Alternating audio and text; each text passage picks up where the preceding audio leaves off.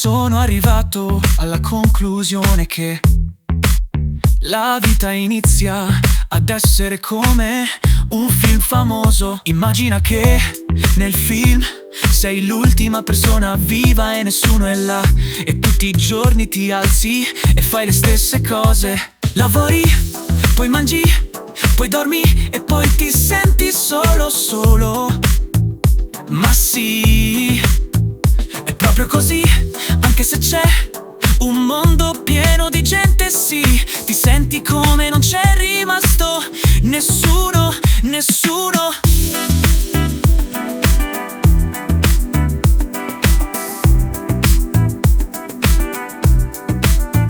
Ti senti come se ti alzi tutti i giorni, ti senti come se fai tante cose, ma non c'è nessuno là per te, non c'è nessuno che sa come essere leale, come essere solo normale.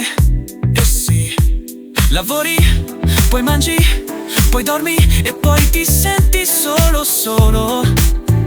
Ma sì, è proprio così, anche se c'è un mondo pieno di gente, sì, ti senti come non c'è rimasto nessuno.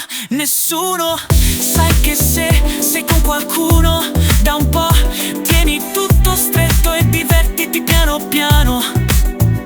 E se pensi che l'erba del vicino è più verde, sei così fuori bersaglio. E sì, lavori, poi mangi, poi dormi e poi ti senti solo. Ma sì, è proprio così, anche se c'è un mondo pieno di gente, sì, ti senti come non c'è rimasto nessuno. Sai che se sei con qualcuno da un po', tieni tutto stretto e divertiti piano piano.